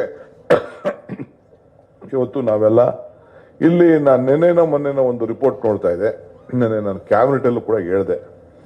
ನಮ್ಮ ರಶ್ಮಿ ಹೆಣ್ಮಗಳು ಸೆಕ್ರೆಟರಿ ಅವ್ರಿಗೆ ಹೇಳಿದೆ, ನೋಡಮ್ಮ ಈಗ ಒಂದು ಆರ್ಟಿಕಲ್ ನೋಡಿದೆ ನಾನು, ಗೌರ್ಮೆಂಟ್ ಸ್ಕೂಲ್ಸ್ ಅಲ್ಲಿ ಡ್ರಾಪ್ ಔಟ್ ಜಾಸ್ತಿ ಆಗ್ತಾ ಇದೆ, ಪ್ರೈವೇಟ್ ಇನ್ಸ್ಟಿಟ್ಯೂಷನ್ ಹೋಗ್ತಾ ಇದೆ, ಗೌರ್ಮೆಂಟ್ ಸ್ಕೂಲ್ಗೆ ನಾವು ಶಕ್ತಿ ಕೊಡಬೇಕು ಅಂತ. ಈಗ ನಾನು ಒಂದು ವಿಚಾರವನ್ನ CM ಹತ್ರ ಮುಂದೆ ಮಂಡಿಸಿ ಒಂದು ಕಮಿಟಿ ಮಾಡಿಸಿದ್ದೀನಿ. ಒಂದು ಹೊಸ ಪಾಲಿಸಿ ತರ್ತಾ ಇದ್ದೀನಿ. ಏನಂದ್ರೆ CSR ಪಾಲಿಸಿ. ಈಗ ನಮ್ಮ ಕಾಂಗ್ರೆಸ್ ಸರ್ಕಾರ ಇದ್ದಾಗ ನಮ್ಮ ಇವರು ಪ್ರಣಬ್ ಮುಖರ್ಜಿ ಅವರು CSR ಅಂತ ತಂದರು, ಕೋಆಪರೇಟಿವ್ ಸೋಷಿಯಲ್ ರೆಸ್ಪಾನ್ಸಿಬಿಲಿಟಿ ಅಂತ. ಆದಾಯ ಬಂದಂತ 2% ಅನ್ನ ಸಾಮಾಜಿಕ ಕಳಕಳಿಗೆ ನೀವು ಖರ್ಚು ಮಾಡಬೇಕು ಅಂತೇಳಿ ಒಂದು ತಂದ್ರು. ಆ ಹಿನ್ನೆಲೆಯಲ್ಲಿ ಕೆಲವ್ರಿಗೆಲ್ಲ ಬೇಕಾದಷ್ಟು ಬರ್ತಾ ಇದೆ. ಒಟ್ಟು 7,800 ಕೋಟಿ ರೂಪಾಯಿ ನಮ್ಮ ರಾಜ್ಯದಲ್ಲೇ ಖರ್ಚು ಮಾಡೋಷ್ಟು ಶಕ್ತಿ ಇದೆ ಅನ್ನೋದು ನಮ್ಗೊಂದು ಕೆಲವು ಮಾಹಿತಿ ಬಂದಿದೆ. ಅವ್ರಿಗೆಲ್ಲ ರಿಕ್ವೆಸ್ಟ್ ಮಾಡಿದೆ. ಅವರೆಲ್ಲ ಇನ್ನ ಸ್ವಲ್ಪ ಆಟ ಆಡ್ತಾ ಇದ್ದಾರೆ, ಈ ಕಡೆ ಹೊಡಿತಾ ಇದ್ದಾರೆ. ಕೆಲವರು ಮಾತ್ರ ನಮ್ಮ ಕ್ಷೇತ್ರದಲ್ಲಿ, ನಮ್ಮ ಜಿಲ್ಲೆಯಲ್ಲಿ ಸ್ವಲ್ಪ ಎದುರ್ಕೊಂಡು ಪಾಪ ನಾನು ರಿಕ್ವೆಸ್ಟ್ ಮಾಡಿದೆ ಅಂತ ಮಾಡ್ತಾ ಇದ್ದಾರೆ. ಗ್ರಾಮೀಣ ಪ್ರದೇಶದ ಶಾಲೆಗಳಿಗೆ, ಟೌನಲ್ಲ, ಡಿಸ್ಟಿಕ್ ಹೆಡ್ ಕ್ವಾರ್ಟರ್ಸ್ ಅಲ್ಲ, ಕಾರ್ಪೊರೇಷನ್ ಅಲ್ಲ, ಪಂಚಾಯತಿ ಮಟ್ಟದಲ್ಲಿ ಈಗ ಜನ ಮಕ್ಕಳಿಗೆ, ನಾನು ಯಾಕೆ ಇಲ್ಲಿಗೆ ಬೆಂಗಳೂರಿಗೆ ಬಂದೆ ಅಂದ್ರೆ ನಮ್ಮ ಅಪ್ಪ ಅಮ್ಮ ನನಗೆ ಒಳ್ಳೆ ವಿದ್ಯಾಭ್ಯಾಸ ಕೊಡಬೇಕು ಅಂತ ಇಲ್ಲಿ ಕರ್ಕೊಂಡು ಬಂದ್ರು. ನಾನು ವಾಪಸ್ ಊರಿಗೆ ಹೋಗಲೇ ಇಲ್ಲ. ನಾನು ಹೋಗ್ಲಿಲ್ಲ ಅಂದ್ರೆ ನನ್ನ ಮಕ್ಕಳು ಹೋಗ್ಲಿಲ್ಲ. ಸೊ ಯಾರು ವಾಪಸ್ ಹೋಗುದಿಲ್ಲ. ಯಾವ ಜಡ್ಜ್ ಆಗಲಿ, ಯಾವ ಲಾಯರ್ ಆಗಲಿ, ಇಲ್ಲಿ ಅವಾಗುಣ ನೋಡ್ಬಿಟ್ಟು, ಕಾವೇರಿ ನೀರು ನೋಡ್ಬಿಟ್ಟು ಇಲ್ಲಿ ಫಸ್ಟ್ ಕ್ಲಾಸ್ ಆಗಿದೆ ಅಂತೇಳಿ ಜನಸಂಖ್ಯೆ ಈಗ ಬೆಂಗಳೂರು ರಾಜ್ಯದಲ್ಲಿ 7 ಕೋಟಿ ರೂಪಾಯಿ ಜನಸಂಖ್ಯೆ, 7 ಕೋಟಿ ಜನಸಂಖ್ಯೆ ಇದ್ರೆ ಇಲ್ಲೂ 1,40,00,000 ಬೆಂಗಳೂರು ನಗರದಲ್ಲೇ ಸೇರ್ಕೊಂಡಿದೆ. ಎಲ್ಲ ಟೌನ್ಗಳಲ್ಲಿ ಹೆಡ್ ಕ್ವಾರ್ಟರ್ಸ್ಗಳಲ್ಲಿ ಜನಸಂಖ್ಯೆ ಲೆಕ್ಕ ಹಾಕೊಂಡ್ರೆ ಈಗ 41% ಪಾಪ್ಯುಲೇಷನ್, 41% ಪಾಪ್ಯುಲೇಷನ್ ಈಗ ಟೌನ್ಗಳಲ್ಲಿ, ನಗರಗಳಲ್ಲಿ ಇವತ್ತು ಹಳ್ಳಿ ಆಗಿದೆ. ಹಳ್ಳಿ ಜನ ಹೋಗೋದು ಕಡಿಮೆ ಆಗಿದೆ. ಯಾಕೆ ಮೂಲ ಅಂದ್ರೆ 2 ವಿಚಾರ, ಒಂದು ಎಜುಕೇಶನ್, ಇನ್ನೊಂದು ಉದ್ಯೋಗ. ಇವೆರಡಕ್ಕೆ ಅಟ್ಲೀಸ್ಟ್ ಹಳ್ಳಿಗಳಲ್ಲಿ ಒಳ್ಳೆ ಎಜುಕೇಶನ್ ಕೊಟ್ರೆ ಅಟ್ಲೀಸ್ಟ್ ಒಂದು 15 ವರ್ಷದವರು ಕೂಡ ಅಲ್ಲೇ ಉಳಿತಾರೆ. ಆಮೇಲೆ ಮುಂದಕ್ಕೆ ನಾವು ಯೋಚನೆ ಮಾಡೋಣ ಅಂತೇಳಿ ಈಗ ನಾನು ಒಂದು ಹೊಸ ತೀರ್ಮಾನ ಮಾಡಿ ಎಲ್ಲರಿಗೂ ಕೂಡ ಡೆಪ್ಟಿ ಕಮಿಷನರ್ಗೆ ಜವಾಬ್ದಾರಿ ವಹಿಸಿದ್ದೀನಿ. 3 ಪಂಚಾಯತಿಗೆ ಸೇರಿ ಒಂದು ಬೆಸ್ಟ್, ಈಗ ನಾವು KPS ಸ್ಕೂಲ್ ಮಾಡಿದೀವಲ್ಲ ಹಂಗೆ CSR ಸ್ಕೂಲನ್ನ ಅವರೇ ಹೆಸರಲ್ಲಿ ಅವರೇ ಬಂಡವಾಳ ಹಾಕಿ ಅವರೇ ಬಿಲ್ಡಿಂಗ್ ಕಟ್ಟು, ನಮ್ಗೇನು ದುಡ್ಡು ಕೊಡೋದು ಬೇಡ, ಅವ್ರ ಹೆಸರು ಇಟ್ಕೊಳ್ಳಿಬೇಕಾರೆ ಒಳ್ಳೆ ಇನ್ಫ್ರಾಸ್ಟ್ರಕ್ಚರ್ ಕ್ರಿಯೇಟ್ ಮಾಡಿ ಇಲ್ಲಿ ಯಾವ ರೀತಿ CBSE ICSE ಸ್ಕೂಲ್ನ ಸ್ಟ್ಯಾಂಡರ್ಡ್ನ ಮೇಂಟೈನ್ ಮಾಡಿದ್ದಾರೆ ಅದನ್ನ ನಮ್ಮ ಗ್ರಾಮೀಣ ಪ್ರದೇಶದ ಮಕ್ಕಳಿಗೆ ಸಿಗಬೇಕು ಅನ್ನೋ ದೃಷ್ಟಿಯಿಂದ ಇವತ್ತು ನಾನು ಹೊಸ ಒಂದು ಚಿಂತನೆ ಮಾಡಿ 2,000 ಸ್ಕೂಲ್ನ ಕಟ್ಟಲಿಕ್ಕೆ ಈಗಾಗಲೇ ಹೊರಟಿದ್ದೀವಿ. ಈ ಕೆಲವು ಸ್ಕೂಲ್ ಪ್ರಾರಂಭ ಆಗಿದೆ. ನೆಕ್ಸ್ಟ್ ಕ್ಯಾಬಿನೆಟ್ಗೆ ಅದ್ರ ಬಗ್ಗೆ ಪಾಲಿಸಿ ಬರ್ತದೆ. ಯಾವುದೇ ಬ್ಯಾಂಕ್ ಅವನು ಇರ್ಬೋದು, ಯಾವುದೇ ಸಂಸ್ಥೆಯವರು ಈಗ ನಮ್ಮಲ್ಲೂ ಕಟ್ತಾ ಇದ್ದಾರೆ. ಟೊಯೋಟಾ ಕೈಲಿ 7 ಸ್ಕೂಲ್ ಕಟ್ಟಿಸ್ತಾ ಇದ್ದೀನಿ. ಒಂದೊಂದು ಸ್ಕೂಲ್ ಒಂದೊಂದು 10 ಕೋಟಿ ರೂಪಾಯಿ ಖರ್ಚಾಗ್ತದೆ. ಒಂದೊಂದು ಸ್ಕೂಲ್ 3 ಪಂಚಾಯತಿ ಸೇರಿ ಕಟ್ಟಿ ಬಹಳ ಏನ್ ಚಂದ್ರಶೇಖರ್ ಕಟ್ಟಿದ್ದಾರೆ ಸ್ಕೂಲ್, ಅದೇ ತರ ಸ್ಕೂಲ್ ನಮ್ಮ ಹಳ್ಳಿಲಿ ಕಟ್ಟಿಸ್ತಾ ಇದೀವಿ. ಏನ್ ನನ್ನ ಸ್ಕೂಲ್ ಇದೆ, ನನ್ನ ಸ್ಕೂಲನ್ನು ಅದೇ ತರ ಹಳ್ಳಿಲಿ ಕಟ್ತಾ ಇದೆ. ಮತ್ತೆ ಇಲ್ಲಿರುವಂತಹ ಸ್ಕೂಲ್ಗಳಿದೆಯಲ್ಲ ಅವ್ರಿಗೆ ನಾನು ಸಹಾಯ ಮಾಡಿದ್ದೀನಿ. ಅವ್ರಿಗೆಲ್ಲ ಹೇಳಿದೀನಿ, ಒಬ್ಬೊಬ್ಬ ಸ್ಕೂಲು ಒಂದೊಂದು ಸ್ಕೂಲ್ನ ಅಡಾಪ್ಟ್ ಮಾಡ್ಕೋಬೇಕು ಅಂತ. ಅಂದ್ರೆ ಚಂದ್ರಶೇಖರ್ ಹತ್ರ 3 ಸ್ಕೂಲ್ ಇದೆ ಅಂತಂದ್ರೆ ಅವರು 3 ಸ್ಕೂಲ್ ಹಳ್ಳಿಗಳನ್ನ ಅಡಾಪ್ಟ್ ಮಾಡ್ಕೋಬೇಕು. ಅಂದ್ರೆ ಇವ್ರ ಮಟ್ಟದ ಶಿಕ್ಷಣ ಆ ಮಟ್ಟಕ್ಕೆ ಹೋಗ್ಬೇಕು. ಈಗ 50,000 ಟೀಚರ್ಸ್ ವೇಕೆನ್ಸಿ ಇದ್ದಾರೆ. 50,000 ಟೀಚರ್ಸ್ ಈಗ ವೇಕೆನ್ಸಿ ಇದ್ದಾರೆ. ಆ 50,000 ಟೀಚರ್ಸ್ ವೇಕೆನ್ಸಿ ಇದ್ದಂತ ಸಂದರ್ಭದಲ್ಲಿ ಈ ಚಂದ್ರಶೇಖರ್ ಸ್ಕೂಲು ಅಲ್ಲಿ 4 ಸ್ಕೂಲು 5 ಟೀಚರ್ ಕಡಿಮೆ ಇತ್ತು ಅಂದ್ರೆ ಇವ್ರು ಆಯ್ಕೆ ಮಾಡಿ ಇವ್ರು ಸಂಬಳ ಕೊಟ್ಬಿಟ್ಟು ಇವ್ರ ಲೆವೆಲ್ಗೆ ಅವ್ರು ನಡೆಸಬೇಕು. ಇವ್ರ ಶಾಲಾ ಮಕ್ಕಳನ್ನ ಸ್ಟ್ಯಾಂಡರ್ಡ್ ಮಾಡಬೇಕು. ಈಗ ನಾನು ಕೂಡ ನನ್ನ ಶಿಕ್ಷಣ ನನ್ನ ಮಗಳಿಗೆ ಹೇಳಿದ್ದೀನಿ, ನನ್ನ ಊರ್ ಸ್ಕೂಲ್ ದತ್ತು ತಗೊಂಡಿನು ಅಂತ. ಈಗ ನನ್ನ ಸ್ಕೂಲ್ ದತ್ತು ತಗೊಂಡಿದೆ. ನಾನು 3 ಸ್ಕೂಲ್ ಈಗ ಅಲ್ಲೇ 3 ಸ್ಕೂಲ್ ಇದೆ ನಂದು.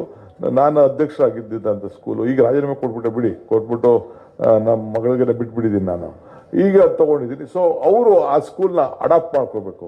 ಸೊ ನಾನು DPS ಸ್ಕೂಲ್ಗೂ ಹೇಳಿದ್ದೀನಿ, NPS ಸ್ಕೂಲ್ಗಳು ಎಲ್ಲರಿಗೂ ಹೇಳಿದ್ದೀನಿ ಕಂಪಲ್ಸರಿ. ಅವ್ರು ಒಪ್ಲಿಲ್ಲ ಅಂದ್ರೆ ನನಗೆ ಗೊತ್ತಿದೆ ಅದನ್ನ ಯಾವ ರೀತಿ ಏನು ಅವ್ರಿಗೆ ದಾರಿಗೆ ತರಬೇಕು ಅಂತ ಕೂಡ ಗೊತ್ತಿದೆ. ಈಗ ನಾನು ಚರ್ಚೆ ಮಾಡಕ್ಕೋ ಇಲ್ಲ ಅಂದ್ರೆ ಮೇಡಿಯವ್ರು ಅದನ್ನೇ ಬರೆದು ಬಿಡ್ತಾರೆ. ಯಾಕೆಂದ್ರೆ ಅದನ್ನೇ ದೊಡ್ಡದಾಗಿ ಬರೆದ್ಬಿಟ್ಟು ನಾನು ಏನಾದ್ರು ಒಂಚೂರು ಹೇಳಿದ್ರೆ ಸಾಕು ಅದನ್ನೇ ಒಂದು ದೊಡ್ಡ ಕಾಂಟ್ರವರ್ಸಿ. ನನ್ನ ಮಾತು ಅಂದ್ರೆ ಅವ್ರಿಗೆ ಬಹಳ ಇಷ್ಟ. ಅವ್ರಿಗೆ ಅದನ್ನ ಕಾಂಟ್ರವರ್ಸಿ ಮಾಡೋದೇ ಇಷ್ಟ. ಅಸೆಂಬ್ಲಿಲಿ ನಾನು ಯಾರು BJP ಅವ್ರಿಗೆ ಏನೋ ಒಂದೇ ನಿನ್ಕಿನ್ನ ನಿಮ್ ಪಾರ್ಟಿ ನಿನ್ಕಿನ್ನ ಜಾಸ್ತಿ ನನ್ಗೊತ್ ಕಣೆ ಪಾರ್ಟಿ ಇದೆ ಅಂತ ಹೇಳಿದ್ರೆ ಏನ್ ಅದಕ್ಕೆಲ್ಲ ಗದೆ ಎತ್ಕೊಬಿಟ್ರು ನನ್ನ ಮೇಲೆ ಬಿಡಕ್ಕೆ ಬರಬೇಡ ಅಂತ ಹೊಡೆಯಕ್ಕೆ. ಆ ಗದೆ ತಪ್ಪಿಸ್ಕೊಳ್ಳೋದೇ ದೊಡ್ಡ ಕಷ್ಟ ಆಯ್ತು.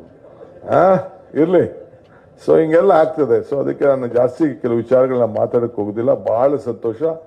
ನಾನು ಚಂದ್ರಶೇಖರ್ಗೆ ಹೇಳಿದ್ದೀನಿ, ನೆಕ್ಸ್ಟ್ ಎಲೆಕ್ಷನ್ಸ್ ಟೀಚರ್ ಕಾನ್ಸ್ಟಿಟ್ಯೂನ್ಸಿ ಇದು ಇನ್ನೊಂದು ವರ್ಷ ಇದೆ. ಬಟ್ ಈಗ ಕ್ಯಾಂಡಿಡೇಟ್ನ ಇನ್ನೊಂದು ವಾರದ ಈ 3 ದಿನದಲ್ಲೇ ಅಪ್ಲಿಕೇಶನ್ ಕಾಲ್ಫರ್ ಮಾಡ್ತಾ ಇದ್ದೀನಿ. ಇವತ್ತೇ ಚಂದ್ರಶೇಖರ್ ಅವರು ನೋಟಿಫಿಕೇಶನ್ ಇಶ್ಯೂ ಮಾಡ್ತಾರೆ. ಯಾರು ವೇಕೆನ್ಸಿ ಇದೆ 3-4 ಸೀಟ್ ಏನೋ ವೇಕೆನ್ಸಿ ಇದೆ. ಎಷ್ಟಿದೆ ಗ್ರಾಜುಯೇಟ್ ಕಾನ್ಸ್ಟಿಟ್ಯೂನ್ಸಿ ಟೀಚರ್ 4 ಇದು ವೇಕೆನ್ಸಿ ಇದೆ. ಅದಕ್ಕೆ ಹೀಗೆ ಅಪ್ಲಿಕೇಶನ್ ಕರಿತೀನಿ. ಈ ತಿಂಗಳ ಒಳಗಡೆ ಎಲ್ಲರೂ ಅಪ್ಲಿಕೇಶನ್ ಕೊಟ್ಬಿಡ್ಬೇಕು. ಆಮೇಲೆ ಎಲೆಕ್ಷನ್ ಕಮಿಟಿ ಮಾಡಿಕೊಂಡು ಹೀಗೆ ಅನೌನ್ಸ್ಮೆಂಟ್ ಮಾಡ್ತೀನಿ. ಯಾಕೆಂದ್ರೆ ಅವರೆಲ್ಲ ಪಾಪ ತಯಾರು ಮಾಡ್ಕೋಬೇಕು. ಮೊದಲು ಎಲೆಕ್ಷನ್ಗೂ ಈಗ ಟೀಚರ್ ಎಲೆಕ್ಷನ್ ಗ್ರಾಜುಯೇಟ್ ಎಲೆಕ್ಷನ್ ನಮ್ಮ ರೆಗ್ಯುಲರ್ ಎಲೆಕ್ಷನ್ ಅಂದಾಗ ಆಗ್ಬಿಟ್ಟಿದೆ. ಈಗ ಬಹಳ ಕಷ್ಟ. ಈ ಗುರುಕಾರ್ ಅವರೆಲ್ಲ ಪಾಪ ಬಹಳ ಶ್ರಮ ಪಟ್ರು. ಬಹಳ ಕಷ್ಟ ಇದೆ. ಇರ್ಲಿ, ಏನಾದ್ರು ಇರ್ಲಿ, ಚಿಂತೆ ಮಾಡೋದು ಬೇಡ. ಈಗ ಮೊನ್ನೆ ಪುಟ್ಟಣ್ಣನ ತಿರ್ಗಾ ಕಾಂಗ್ರೆಸ್ ಇಂದ ಗೆದ್ರು, ಮಂಡ್ಯ ಗೆದ್ದೋ ಎಲ್ಲ ಗೆದ್ದಿದೀವಿ, ಎಲ್ಲ ಸುಮಾರು ಗೆದ್ದಿದೀವಿ. ನಮ್ಮ ಶ್ರೀನಿವಾಸ್ ಗೆದ್ದಿದ್ದಾರೆ, ಗುಲ್ಬರ್ಗ ಗೆದ್ದಿದ್ದಾರೆ, ಅದೇ ರಾಮಾಜಿಗಳೆಲ್ಲ ಗೆದ್ದಿದ್ದಾರೆ. ಸೊ ನಾವು ಈಗ ಚೇಂಜ್ ಆಗ್ತಾ ಇದೆ. ಈಗ ಸಿಸ್ಟಮ್ ಚೇಂಜ್ ಆಗ್ತಾ ಇದೆ. ಏನು BJP ಅವ್ರದ್ದು ಪರ್ಮನೆಂಟ್ ಎಲ್ಲ ಏನಲ್ಲ. ಈಗ ಎಲ್ಲ ಕಾಂಗ್ರೆಸ್ ಅಲ್ಲೂ ಕೂಡ ಒಳ್ಳೆ ಲೀಡರ್ಶಿಪ್ಸ್ ಇದೆ, ಸಮಸ್ಯೆ ಇಲ್ಲ. ಸೊ ಇಷ್ಟೆಲ್ಲ ಇದೆ. ಸೊ ಅದರಿಂದ ನಾವು ಈಗ ನಿಮ್ಗೆ ಶಿಕ್ಷಣಕ್ಕೆ ಇರೋಂಥ ಟೀಚರ್ಸ್ ನಿಮ್ಗೆ ಹೇಳ್ತಾ ಇದ್ದೀನಿ, ನೀವು ಹಳೆ ವಿಚಾರಗಳನ್ನ ಬಿಟ್ಟು ಹೊಸ ವಿಚಾರಕ್ಕೆ ಆಲೋಚನೆ ಮಾಡಿ. ನಮ್ಮ ಕಾಲ ಆಗೋಯ್ತು, ಈಗ ಹೊಸ ಕಾಲ ಬಂದಿದೆ.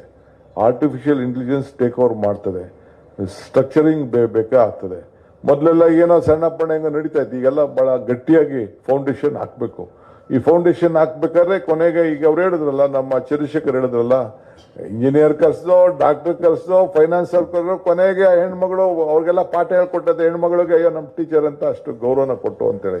ಹಂಗೆ ನಿಮ್ಗೆ ಈ ಸಂದರ್ಭದಲ್ಲಿ ಕಾಂಗ್ರೆಸ್ ಕಚೇರಿ ಭಾರತ್ ಜೋಡೋ ಭವನ ಅಂದ್ರೆ ಇಡೀ ಭಾರತವನ್ನ ಒಟ್ಟುಗೂಡುವಂತ ಈ ಕೂಡಿಸಿದಂತ ಭವನ ಏನು ನಮ್ಮ ರಾಹುಲ್ ಗಾಂಧಿ ಅವರ ಪ್ರಯತ್ನ ಮಾಡಿದ್ರು, ಅವರ ಹೆಸರಿನಲ್ಲಿ ಇದನ್ನ ಈ ಭವನದಲ್ಲಿ ನಿಮ್ಮನ್ನೆಲ್ಲ ಸೇರಿಸಿ ಇವತ್ತು ಸನ್ಮಾನ ಕೂಡ ನಮ್ಮ ಪಕ್ಷದ ವತಿಯಿಂದ ಮಾಡ್ತಾ ಇದೆ. ನೀವೆಲ್ಲ ಗೌರವದಿಂದ ಸ್ವೀಕಾರ ಮಾಡಲಿ, ನೀವು ಸನ್ಮಾನ ಸಿಗ್ಲಿ ಇಲ್ಲದೆ ಹೋಗ್ಲಿ, ಆದ್ರೆ ನಿಮ್ಗೊಂದು ಆತ್ಮಸಾಕ್ಷಿ ಇದೆಯಲ್ಲ, ನಿಮ್ಮ ಮಾನಸಿಕವಾಗಿ ಒಂದು ಸಮಾಧಾನ ಇದೆಯಲ್ಲ.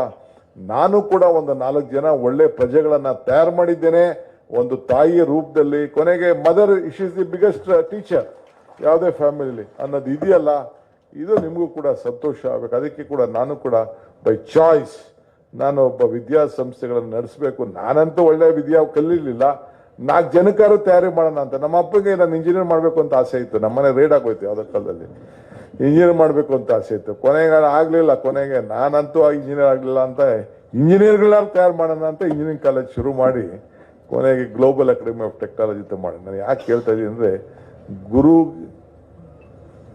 ಗುರಿ ಕೊಡ್ತಾರೆ. ಸೊ ಒಂದು ಗುರಿ ತಲುಪಬೇಕಾದ್ರೆ ಒಬ್ಬ ಗುರು ಇರಲೇಬೇಕು. ಹಂಗೆ ಈ ಸಮಾಜಕ್ಕೆ ಏನಾದ್ರು ಒಳ್ಳೇದಿರ ಆಗ್ಬೇಕಾದ್ರೆ ನೀವುಗಳು ಮುಖ್ಯ ಕಾರಣ.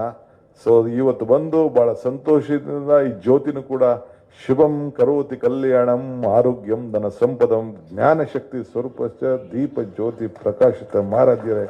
ಈ ಜ್ಯೋತಿ ಮಂಗಳ ಜ್ಞಾನವಂತರಾಗ್ಲಿ, ಗುಣವಂತರಾಗ್ಲಿ, ಆರೋಗ್ಯವಂತರಾಗ್ಲಿ ಅಂತೇಳಿ ಬಹಳ ಸಂತೋಷದಿಂದ ನಮ್ಮ KPCC ಅವರಲ್ಲಿ ಈ ಜ್ಯೋತಿನ ನಾನು ಬೆಳೆಸಿದ್ದೇನೆ. ನಿಮ್ಮೆಲ್ಲರೂ ಕೂಡ ಶುಭ ಆಗಲಿ. ಎಲ್ಲರಿಗೂ ನಮಸ್ಕಾರ. ಲೈಕ್ ಮಾಡಿ, ಶೇರ್ ಮಾಡಿ, ಸಬ್ಸ್ಕ್ರೈಬ್ ಮಾಡಿ. ಸದಾ ನಿಮ್ಮ ಜೊತೆಯಲ್ಲಿ. ಉದ್ದೇಶಿಸಿ ಕರ್ನಾಟಕದ ಶೈಕ್ಷಣಿಕ ಮುಂದಿನ ದೃಷ್ಟಿಕೋನ ಹಾಗೂ ಶಿಕ್ಷಕರ ಏಳು ಬೀಳುಗಳ ಸವಾಲುಗಳನ್ನು ಉದ್ದೇಶಿಸಿ ಮಾತನಾಡಿದಂಥ ಕರ್ನಾಟಕ ಸರ್ಕಾರದ ಘನವೆತ್ತ ಉಪಮುಖ್ಯಮಂತ್ರಿಗಳು, ಕರ್ನಾಟಕ ಪ್ರದೇಶ ಕಾಂಗ್ರೆಸ್ ಪಕ್ಷದ ಅಧ್ಯಕ್ಷರಾಗಿರ್ತಕ್ಕಂಥ DK ಶಿವಕುಮಾರ್ ಸರ್ಗೆ ಧನ್ಯವಾದಗಳನ್ನು ಸಲ್ಲಿಸ್ತಾ, ಈಗ ಸಾಂಕೇತಿಕವಾಗಿ ಪ್ರಶಸ್ತಿ ಪ್ರದಾನ ಸಮಾರಂಭ. ದಯಮಾಡಿ ಗೊಂದಲ ಮಾಡಬಾರ್ದು. ನಾವು ಮೊದಲು ಬೆಳಗಾವಿ ಡಿವಿಷನ್ನಿಂದ ಆರಂಭಿಸ್ತಾ ಇದ್ದೇವೆ.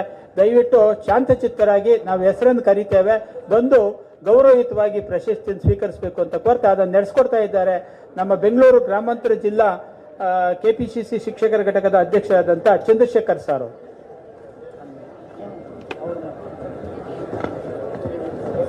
ದಯಮಾಡಿ ಶಿಕ್ಷಕರು ಗೊಂದಲಕ್ಕೆ ಎಡೆಯಾಗೋದು ಬೇಡ. ನಾನು ಬೆಳಗಾಂ ವಿಭಾಗದ ಶ್ರೇಷ್ಠ ಶಿಕ್ಷಕ ಪ್ರಶಸ್ತಿ ಪುರಸ್ಕೃತರ ಪಟ್ಟಿಯನ್ನು ವಾಚನ ಮಾಡ್ತೀನಿ. ದಯಮಾಡಿ ಅವರು ವೇದಿಕೆ ಮೇಲೆ ಬರಬೇಕು. ಯಾರು ಅವು ಹೆಸರು ಯಾರನ್ನ ಕರಿತೀವಿ ಅವರು ಮಾತ್ರ ವೇದಿಕೆ ಮೇಲೆ ಬರಬೇಕು. ದಯಮಾಡಿ ಒಬ್ಬೊಬ್ಬರಾಗಿ ಬನ್ನಿ. ಈಗ ಧಾರವಾಡ ಜಿಲ್ಲೆ ಬೆಳಗಾಂ ವಿಭಾಗದ ಮೊದಲ ಜಿಲ್ಲೆ ಧಾರವಾಡ. ಅದರಲ್ಲಿ ಬಸವರಾಜ ಪಟ್ಟಣದವರ ವೇದಿಕೆ ಮೇಲೆ ಬರ್ಬೇಕು ಸರ್. ಬಸವರಾಜ ಪಟ್ಟಣದವರ. ನಿಂಗಪ್ಪ ಸವಣೂರ ಅವರು ಮಾತ್ರ ಬರಬೇಕು. ನಾವು ಹೇಳುವವ್ರ ಹೆಸರು ಮಾತ್ರ ದಯಮಾಡಿ. ಬಸವರಾಜ ಪಟ್ಟಣದವರು ಯಾರು ಸರ್? ಬನ್ನಿ. ನಿಂಗಪ್ಪ ಸವಣೂರ ಯಾರು? ಸೊಮ್ಮೆ ಹೋಗಿ ಅಲ್ಲಿ. ಬಸೀರ್ ಅಹಮದ್ ಬಳ್ಳಾರಿ, ಜಾಕ್ಲಿನ್ ವಿಕ್ಟರಿ ಬುನಿಯನ್, ಈರಪ್ಪನಗೌಡ ಮರ್ಜೇಡಿ, ಚಂದ್ರಪ್ಪ ಹೆಚ್, ಜೈನಾಲುದ್ದೀನ್ ಹಾವೇರಿ, ಸೈಯದ್ ಫಯಾಜ್ ಅಹಮದ್, KM ಜಾವೂರ್, ಪ್ರವೀಣ್ ಸುಣಗಾರ, ಗಿರೀಶ್ ಬಡಿಗೇರ, ಈಶ್ವರ ಕೊಡ್ಲಿ, RS ದೊಡ್ಡಮನಿ. ಈ ಕಡೆ ಆ ಕಡೆ ಹೋಗೋದು ನೋಡಿ. ನಿಮ್ಮ ವೇದಿಕೆ ಬಲಭಾಗದಲ್ಲಿ ಬನ್ನಿ, ಎಡಭಾಗದಲ್ಲಿ ನೀವು ಪ್ರಶಸ್ತಿ ಸ್ವೀಕರಿಸಿ ಆ ಕಡೆ ಹೋಗಬೇಕಾಗಿದೆ. ಆಮೇಲೆ NS ಬದಾಮಿ ಅವ್ರು ಮಾತ್ರ ಬರ್ಬೇಕು ಸರ್. ದಯಮಾಡಿ ಇಲ್ಲಿ ಗೊಂದಲಕ್ಕೆ ಎಡೆ ಮಾಡಬೇಡಿ. ಗಿರೀಶ್ ಬಡಿಗೇರ, ಈಶ್ವರ ಕೊಡ್ಲೆ, ದೊಡ್ಡಮನೆ ಬದಾಮಿ, 12 ಜನ ಆಗಿದೆಯಾ? ಇನ್ನಿಬ್ಬರು ಆಮೇಲೆ.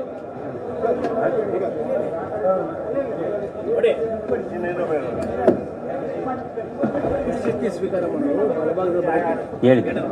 ಪ್ರಶಸ್ತಿ ಸ್ವೀಕರಿಸುವ ಶಿಕ್ಷಕರು ಬಲಭಾಗದಲ್ಲಿ ಬಂದು ಪ್ರಶಸ್ತಿ ಸ್ವೀಕರಿಸಿದ ನಂತರ ಎಡಭಾಗದಲ್ಲಿ ನೀವು ತೆರಳಬೇಕು.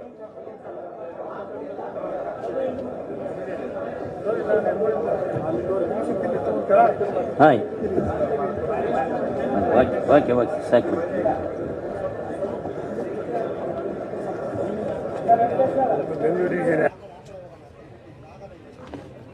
ಆಮೇಲೆ RS ದೊಡ್ಡಮನಿ, NS ಬದಾಮಿ ಬಂದಿದ್ದಾರೆ ಸರ್. ಓಕೆ. ಮುಂದೆ ಹುಬ್ಬಳ್ಳಿ ಧಾರವಾಡ ನಗರ.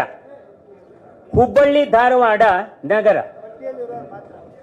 ಈ ಪಟ್ಟಿಯಲ್ಲಿರ್ತಕ್ಕಂಥವರ ಹೆಸರನ್ನ ನಾನು ವಾಚನ ಮಾಡ್ತೀನಿ. ಅವರು ಮಾತ್ರ ವೇದಿಕೆ ಮೇಲೆ ಬಂದು ಪ್ರಶಸ್ತಿಯನ್ನ ಸ್ವೀಕರಿಸಬೇಕು. ಇಲ್ಲಿ ಬಲಭಾಗದಲ್ಲಿ ಬನ್ನಿ. ಬೆಳಗಾವಿ ವಿಭಾಗ, ಬೆಳಗಾವಿ ವಿಭಾಗದಲ್ಲಿ ಧಾರವಾಡ ಜಿಲ್ಲೆ ಆಯಿತು. ಈಗ ಬೆಳಗಾವಿ ವಿಭಾಗದ ಹುಬ್ಬಳ್ಳಿ ಧಾರವಾಡ ನಗರ ಜಿಲ್ಲೆ. ಇಲ್ಲ ಹೇಳಿಲ್ಲ, ಇಲ್ಲ ಸರ್, ವೇದಿಕೆ ಮೇಲೆ ಬಂದ್ಬಿಡ್ತಾರೆ. ರವೀಂದ್ರ ಲಕ್ಷ್ಮಣ ಮಾಣಿಕನವರ್, ಹುಬ್ಬಳ್ಳಿ ಧಾರವಾಡ ನಗರ. ಒಬ್ಬೊಬ್ಬರಾಗಿ ಸರದಿ ಸಾಲಿನಲ್ಲಿ ಬನ್ನಿ. ಜ್ಯೋತಿ ಗಂಗಾಧರ ಹಂಜಿ, ಜಗದೀಶ ಎಸ್ ಹೂಗಾರ, ವಸಂತ ಸಿ ಕಡೆಮನಿ, ಬಸವರಾಜಪ್ಪ ಶಂಕರಪ್ಪ ಚಂದರಗಿ, ಬಸವರಾಜ ಶಂಕರಪ್ಪ ಚಂದರಗಿ,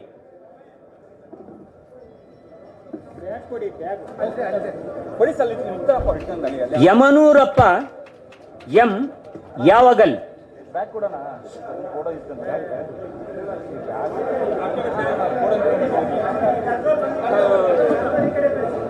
ಖುರ್ಷೀದ್ ಅಹಮದ್ ಕಲೈಗಲ್, ಜಾನೆಕ್ ಡಿಸೋಜಾ. ಒಟ್ಟು 8 ಮಂದಿ ಶಿಕ್ಷಕರು ಈಗ ಇರಬೇಕಿಲ್ಲಿ ವೇದಿಕೆ ಮೇಲೆ. 8 ಮಂದಿ ಮಾತ್ರ ಇರಬೇಕು, ಹೆಸರು ವಾಚನ ಮಾಡಿದಂತಹ ಶಿಕ್ಷಕರು. ರವೀಂದ್ರ ಲಕ್ಷ್ಮಣ ಯಾರು ಬಂದಿಲ್ಲ?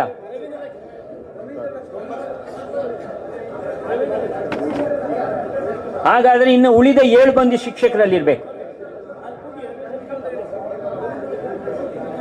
ರವೀಂದ್ರ ಲಕ್ಷ್ಮಣ್ ಬಂದಿಲ್ಲ.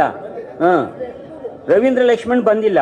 ಜ್ಯೋತಿ ಗಂಗಾಧರ ಹಂಜಿ, ಜಗದೀಶ ಎಸ್ ಹೂಗಾರ, ವಸಂತ ಸಿ ಕಡೆಮನಿ, ಬಸವರಾಜ ಶಂಕರಪ್ಪ ಚಂದರಗಿ, ಯಮನೂರಪ್ಪ ಎಂ ಯಾವಗಲ್, ಖುರ್ಷೀದ್ ಅಹಮದ್ ಕಲೈಗರ್, ಜಾನೆಕ್ ಡಿಸೋಜಾ. ಒಟ್ಟು 7 ಮಂದಿ ಮಾತ್ರ ವೇದಿಕೆ ಮೇಲೆ ಉಪಸ್ಥಿತರಿರಬೇಕು. ನೆಕ್ಸ್ಟ್ ಕಾರವಾರ ಜಿಲ್ಲೆ. ಕಾರವಾರ ಜಿಲ್ಲೆ, ಬೆಳಗಾವಿ ವಿಭಾಗದ ಕಾರವಾರ ಜಿಲ್ಲೆ. ರಮೇಶ್ ಸುಬ್ಬರಾಯ ಪಾತ್ರೇಕರ್, ನಾಗವೇಣಿ ಗೋವಿಂದ ನಾಯಕ, ಸಾವಿತ್ರಿ ದೇವರು ಸುಭಾಯಿತ, NS ನಾಯಕ್ ಅಧ್ಯಕ್ಷರನ್ನ ಸ್ವಲ್ಪ ಗಮನಿಸಬೇಕು. Subraya Nayak, CG Nayak Dore, NS Lamani, Panduranga Subbaraya Vagrekar, Afreen Y Syed, doctor Rajesh L Dasara, Shri Vinayaka ನಾಯಕ. ಒಟ್ಟು 10 ಜನ ಶಿಕ್ಷಕರು ಕಾರವಾರ ಜಿಲ್ಲೆ. ಒಟ್ಟು 10 ಜನ ಶಿಕ್ಷಕರು ಕಾರವಾರ ಜಿಲ್ಲೆ. 10 ಜನ ಮಾತ್ರ ನೋಡ್ಕೋಬೇಕು ಸರ್. ನಾಗರಾಜ್ ಸರ್ ನಾಗರಾಜ್ ನೋಡ್ಕೋಬೇಕು. 10 ಜನ ಬಂದಿದಾರ. ಯಾರಾದ್ರೂ ಬರ್ದೇ ಇದ್ರೆ ಟಿಕ್ ಹಾಕೋಬೇಕಿಲ್ಲ. ನಾನು ಧಾರವಾಡ ಆಯ್ತಲ್ಲ ಸರ್? ಕಾರವಾರ ಸರ್. ಏನ್ ಸರ್ ತಮ್ಮ ಹೆಸರು? ಕಾರವಾರದೆ. ರಮೇಶ್ ಸುಬ್ಬರಾಯ ಪಾತ್ರೇಕರ್, ನಾಗವೇಣಿ ಗೋವಿಂದ ನಾಯಕ, ಸಾವಿತ್ರಿ ದೇವರು ಸುಭಾಯಿತ, ಸುಬ್ಬರಾಯ ರಾತು ನಾಯಕ, CG Nayak Dore, NS Lamani, Panduranga Subraya Vagrekar, Afreen Y Syed, doctor Rajesh L Dasara, Vinayaka ನಾಯಕ. ಇಷ್ಟನ್ನು ಇವರು ಕಾರವಾರ ಜಿಲ್ಲೆಯ ಪ್ರಶಸ್ತಿ ಪುರಸ್ಕೃತ ಶಿಕ್ಷಕರ ಪಟ್ಟಿ.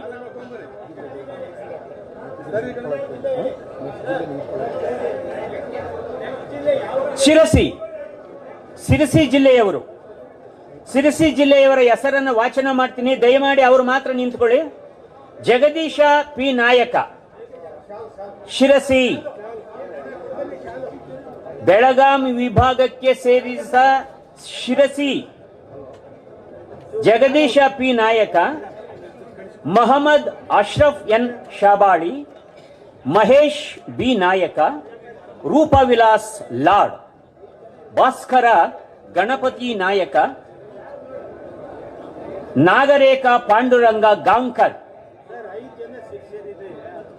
ವಿನಾಯಕ ಶೇಠ. ಯಾರು ಸ್ವಾಮಿ? ನಾವ್ ಹೇಳಿದ್ವಾ ಅವ್ರ ಹೆಸರು? ಯಾರ್ರಿ ಅಲ್ಲಿ ಬಿಡ್ರಿ ಹೆಸರು ಇರೋದು? ಸಿರಿಸಿ 7 ಜನ. ಸಿರಿಸಿ 7 ಜನ ನಿಲ್ಲಿಸಿ ಸರ್. ಶಿರಸಿ 7 ಮಂದಿ ಶಿಕ್ಷಕರು ಮಾತ್ರ. ನಾವ್ ಹೇಳ್ತೀವಿ ಹೆಸರು, ಅವ್ರು ಮಾತ್ರ ಬರಬೇಕು. ಇರ್ರಿ. ಜಗದೀಶ್ ಪಿ ನಾಯಕ್, ಶಿರಸಿ. ಸರ್ ದಯಮಾಡಿ ಬೇರೆಯವರೆಲ್ಲ ಕೆಳಗಡೆ ಇಳಿರಿ ಸರ್ ಪ್ಲೀಸ್. 7 ಜನ. 7 ಜನ. ಜಗದೀಶ್ ಪಿ ನಾಯಕ, ಮೊಹಮ್ಮದ್ ಅಶ್ರಫ್ ಎನ್ ಶಾಬಾಳಿ, ಮಹೇಶ್ ಬಿ ನಾಯಕ, ರೂಪವಿಲಾಸ್ ಲಾಡ್, ಭಾಸ್ಕರ್ ಗಣಪತಿ ನಾಯಕ್, ನಾಗರೇಖ ಪಾಂಡುರಂಗ ಗಾಂವ್ಕರ್, ವಿನಾಯಕ ಸೇಠ್. ಒಟ್ಟು 7 ಜನ.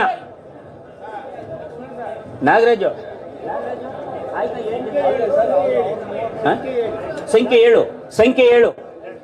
ನೆಕ್ಸ್ಟ್ ಹಾವೇರಿ. ಬೈರಣ್ಣನವರು ಅಧ್ಯಕ್ಷರು, ಸ್ವಲ್ಪ ಗಮನಿಸಬೇಕು. ಹಾವೇರಿ ಜಿಲ್ಲೆ.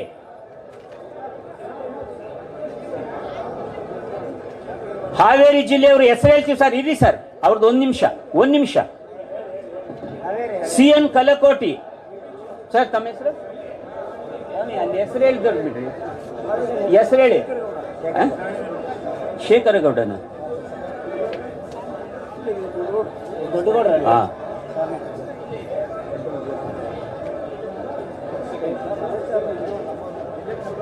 ಹಾವೇರಿ ಜಿಲ್ಲೆಯವರು ಒಟ್ಟು 11. ನಾಗರಾಜು 11 ಮಂದಿ ಮಾತ್ರ ಎಣಿಸ್ಕೊಳ್ಳಿ. ಇಲ್ಲಿ ಚೇರಲ್ಲೂ ಅಷ್ಟೇ ಇರಬೇಕು, ನೀವು ಕಳಿಸೋದು ಅಷ್ಟೇ ಇರಬೇಕು. ಗೊಂದಲಕ್ಕೆ ಎಡೆ ಮಾಡಿ ಕೊಡಬೇಡಿ. ಹಾವೇರಿ ಜಿಲ್ಲೆ CN Kalakot, BD Sangannanavaru, Basavaraja Sankammanavar, AA Mulla, Shekharagowda V Doddagowda, Nagaraja ಸೆ ಮುಷಪ್ಪನವರ್, ಭಾಷಾ ಮತ್ತೂರ, ನೌಶಾದ್ ಅಹಮದ್ ಸವನೂರ, ಮಂಜುನಾಥ್ ಅಂಗಡಿ, ಸಂತೋಷ್ ದೊಡ್ಡಮನಿ, ನಾಗಪ್ಪ ಹೆಗ್ಗೇರಿ. ಒಟ್ಟು 11 ಮಂದಿ. ನೋಡ್ಕೊಳ್ಳಿ ಸರ್. ಯಾರು ಬರ್ದೇ ಇರೋರು ಯಾರು?